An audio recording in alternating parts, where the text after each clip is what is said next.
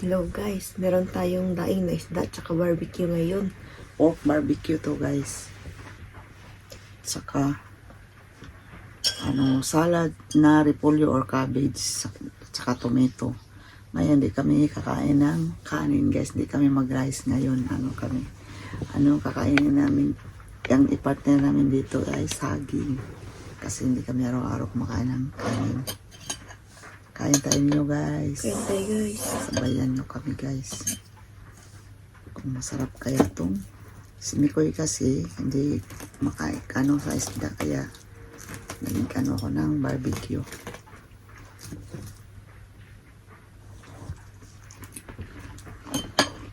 Ako lang gumawa na itong daing guys.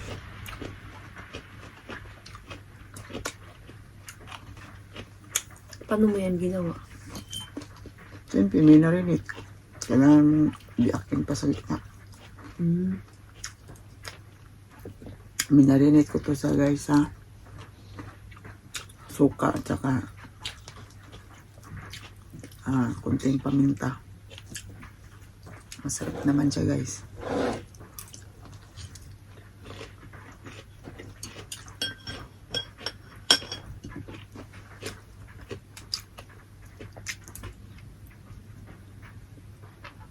Bango talaga siya.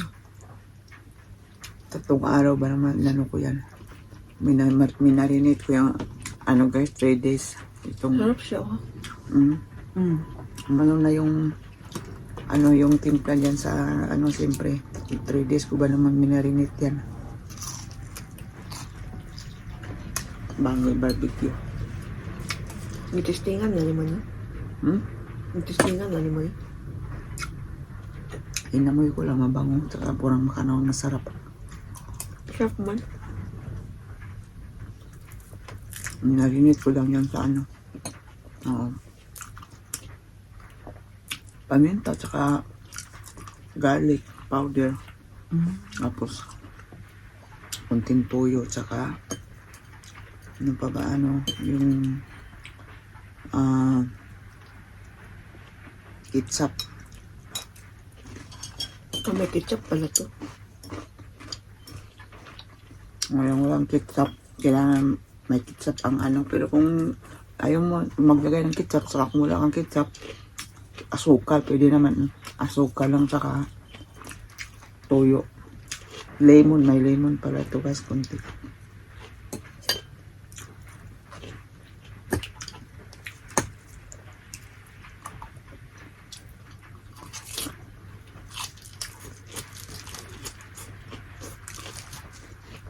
Matamis talaga, di ba matamis?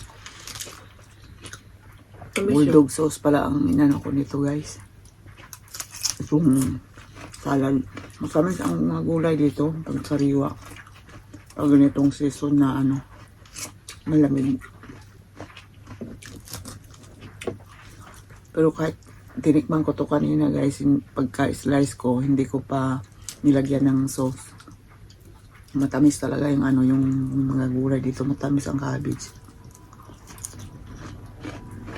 Masarap, matamis.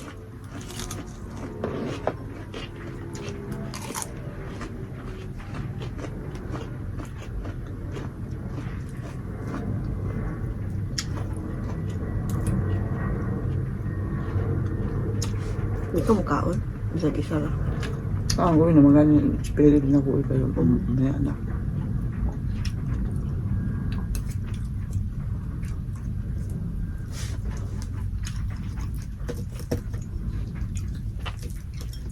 Pero itong isda na to guys, tayo ito dito masarap din ito ihaw.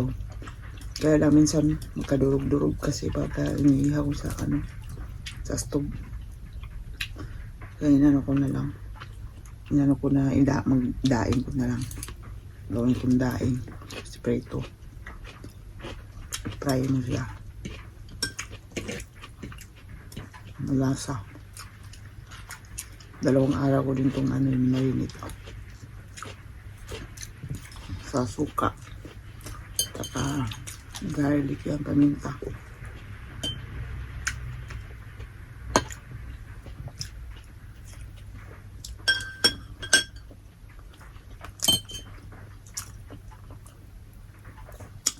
Ang akin kasi nito, ito, spare ribs guys, isang peraso.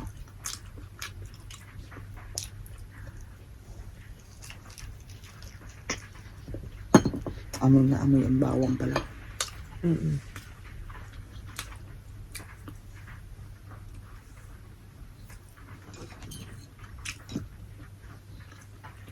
Ang ginamit ko palang garlic dito guys, yung sariwang garlic, dinikdik ko lang. Dikdikin mo, parang pinisa ko lang, tapos 3 peraso yung ano ko dyan. Kaya pala amoy na amoy yung garlic. Mm. Kala ko yung powder yung ginamit mo. Kasi pag ano, hindi maamoy, diba, pag powder. Mm. Sabi ko, try ko nga itong ano, itong hindi ano, yung buo na ano, dikdikin ko lang. Yung garlic.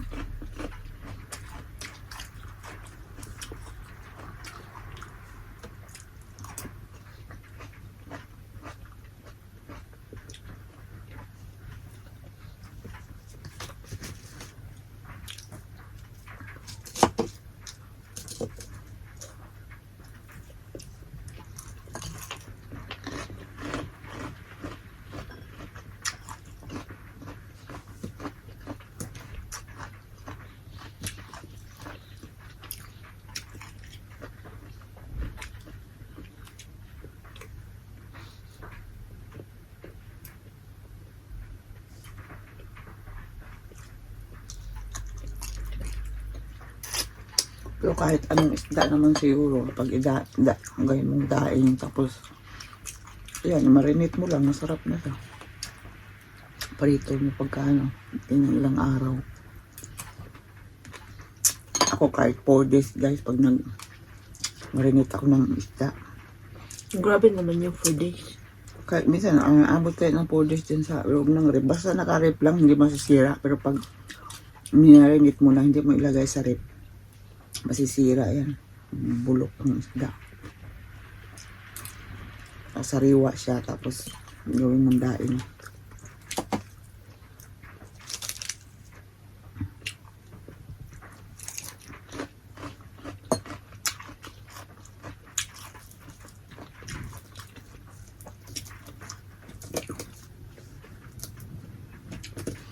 Ibunlis ko pa nga sana ito, kaya lang maruksay. Tanggal ng ikang kakarok yung buto. Tinik na. Wala namang gaanong tinik ditong ano, at saka hindi yung abunay ang tinik itong isda na to.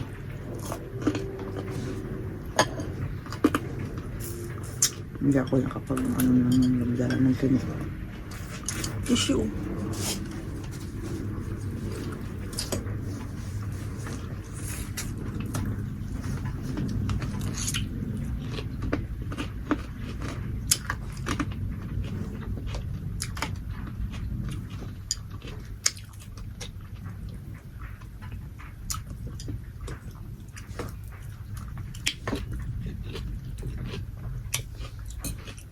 Bayo nga noon ano eh, pero mga amoy na yung ano niya.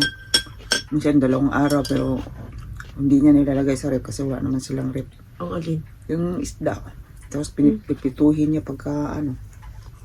Piniprito niya pagka ano ba yan? Ano nang dating ng 2 araw.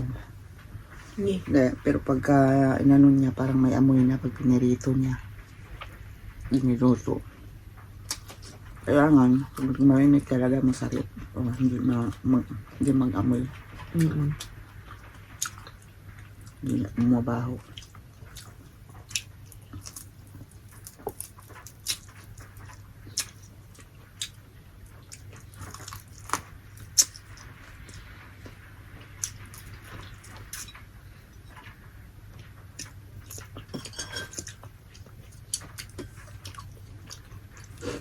Hindi naman niya minarinate pala yung dagyan naman niya ng asin. Kasi wala nga silang rep, pero ano, kaya hindi niya, ano ba yan? Nalagyan na yan ng asin kasi para ano, tapos ilang araw bago niya prituhin. Luto. Saan yan? Sa bukid? Probinsya. Siyempre noon, mukha siya wala pa lang mga tao noon. mayaman. Ang yaman mo na pag may rep ka. Noon, wala naman, hindi man uso ang rep.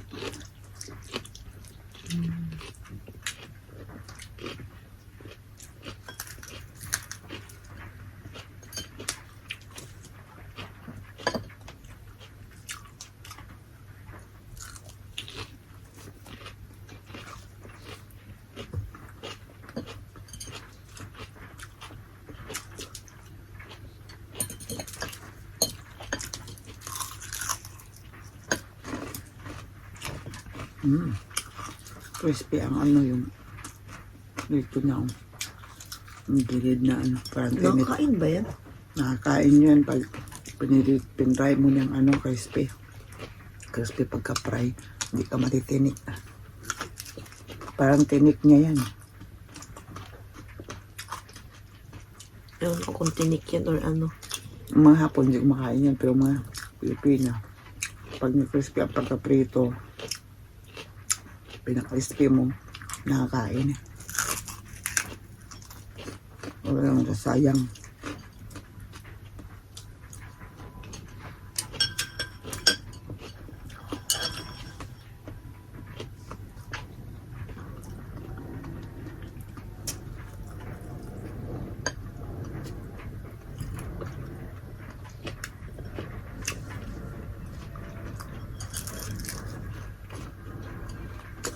Nasasarapan ako dito.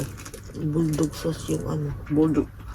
Gusto ko kaya yan. Pag kumain ako ng tongkatsu, noon, natikman ko yan, yung ano, ang ginawa kong dressing ng sa ano, di ba sa tongkatsuya dito, ano, ano, minsan nga, libre pa nga yung, ano, yung gusto kong magkawari ng ano, di ako kakain ng kanin, yung cabbage ang dinadamihan ko kainin, tapos, ang ginagawa kong dressing yung ano yung tongkatsu sauce masarap sabi ko masarap pala kaya sabi ko tongkatsu sauce na lang iano ko dito meron naman tayong pang dressing ng pang salad pero masarap din ano tongkatsu sauce ano nyo sa cabbage guys o repolyo i-slice lang yun ng ano yung maliliit.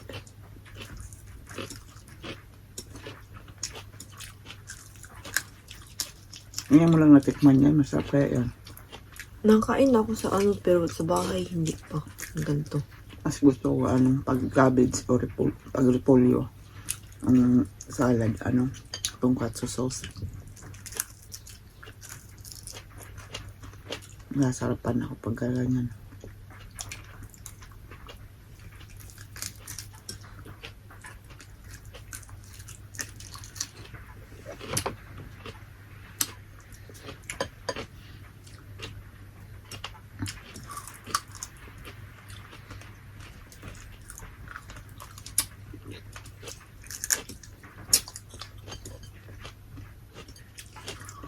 Harap ng ano guys, pati ano niya, oh, crispy. Crispy ang tinik.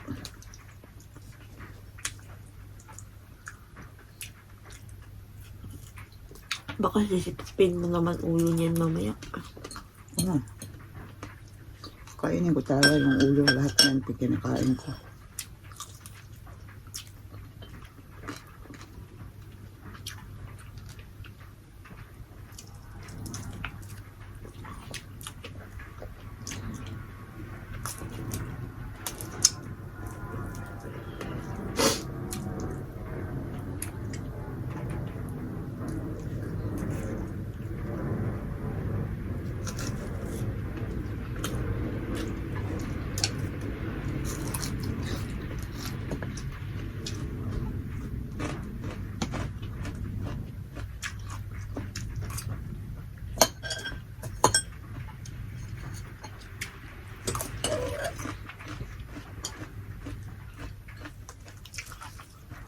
Pero sa akin ko lang nalaman tong ano guys, tong cabbage.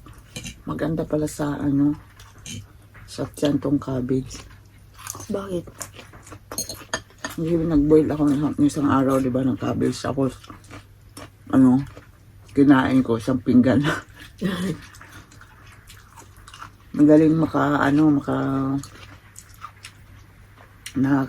ka kaagad yung Uy, huwag mo yan sabihin nila. May pagkain. Kaya pala yung mga tatanda dito mahilig sa ganito, cabbage. Kain na po sa Pinas kasi hindi kumakain ng mga tao doon ng ano, di ba, yung hilaw na sa gulay. Depende naman siguro yun sa tao. Hindi kumakain ng mga pepino ng ano, hilaw na gulay. Hindi mahilig.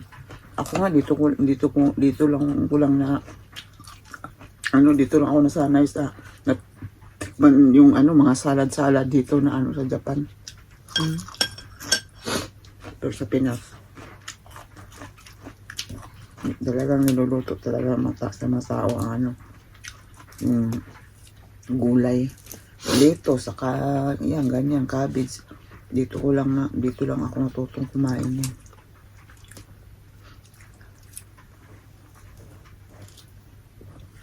Dako, malay na isda ka. Hindi malaki-laki.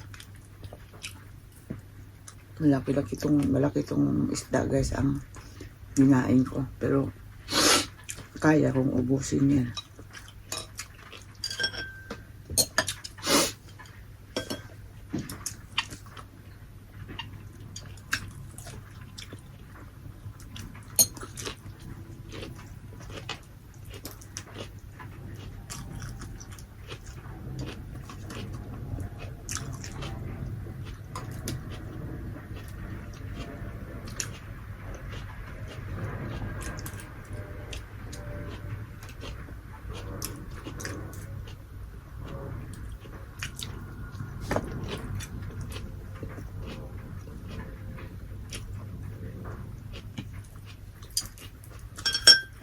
Pero ganitong tinig, hindi ko alam kung makakain pa ba ito. Hindi Subukan siguro. ko. Hindi matunok ka.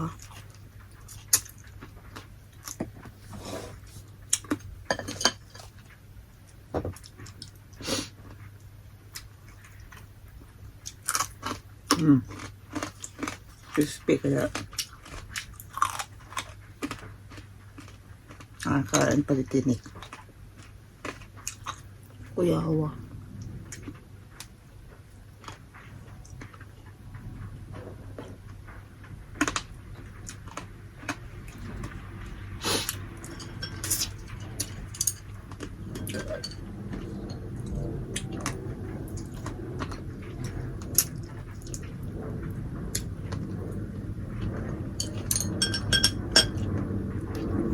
Hindi ko nga gaano napaka-crispy to kasi parang mano yung mantika. Sabi ko, tama na yan. Ayan, basta maluto lang kasi sariwa naman to, inano ko. Sariwang isda. Ang daing, sabi ko, nakakain nga yung hilaw. Loob ko ay nakakain. Pinirito ko to kaya makain nga ng hilaw yung mata ko, yung isda. Oo nga. Nagawang sashimi. Dapat pakrispihin ko pa to, hindi na. Kaya sabi ko baka umano yung magmantika masok sa loob ng ano ng isda. Di siyempre puro mantika na lang ang mapupunta rin sa katawan ng tao yung mantika.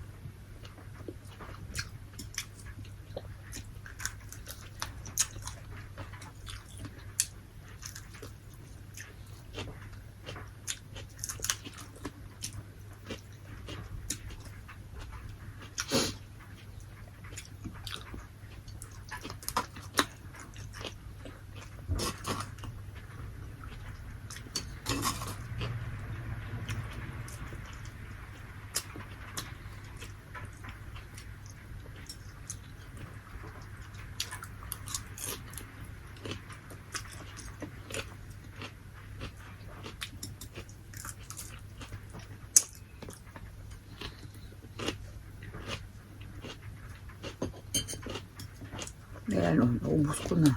Oh. Yung mata kainin mo din. Wait lang, kainin ko rin yan. Mahal pa yung mata ng isda. Saka yung pisngi na may pang ano, May pisngi. yung laman. May pisngi pala isda.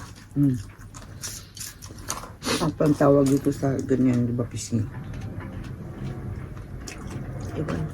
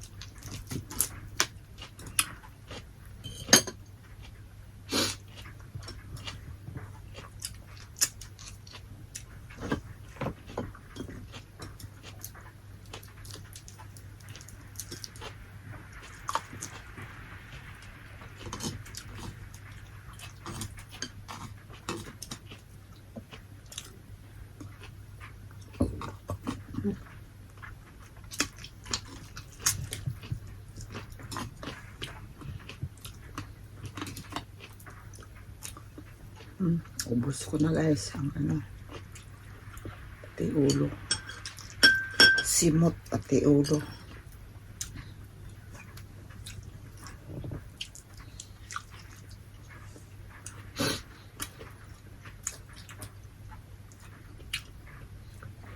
Saka masarap siya pagka marinate kasi hindi ko nadamihan yung asin.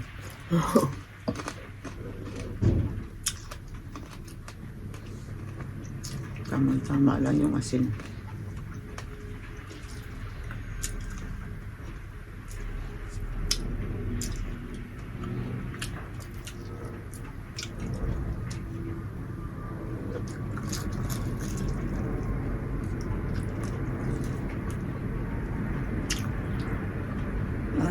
Gusto mong tikman? Pero wala na.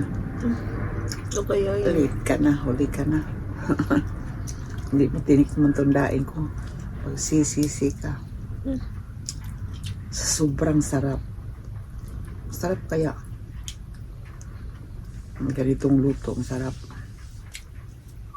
Hindi ko niya.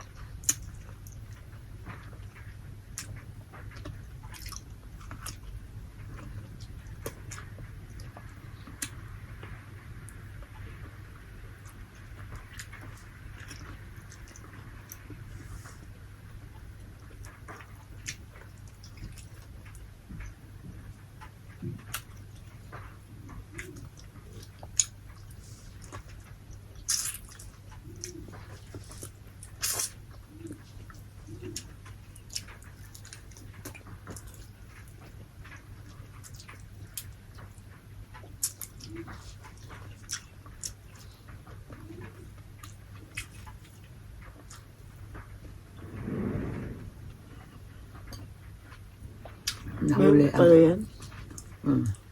nahuli ang barbecue guys. No, inuno ko muna yung sinubos ko muna ang stock ko.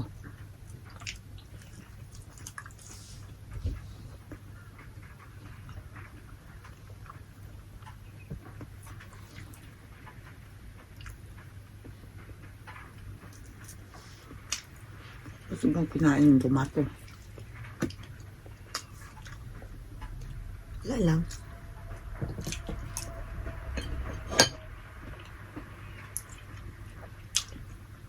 Meron pa siya, oh. Ayun ko rin yan. Ayun.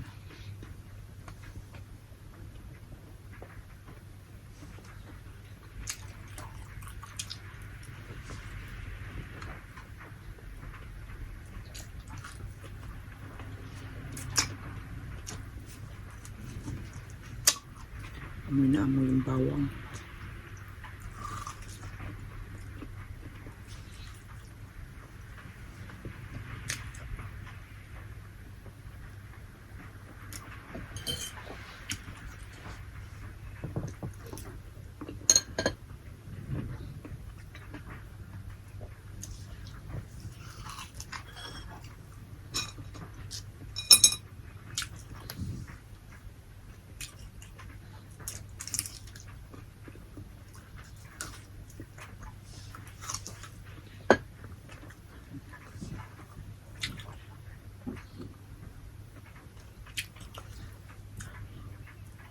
Thank you for watching guys. Please like and subscribe. Maraming salamat sa panonood nyo sa video namin guys. Thank you, Thank you guys. guys. Bye guys. Sa susunod ulit guys.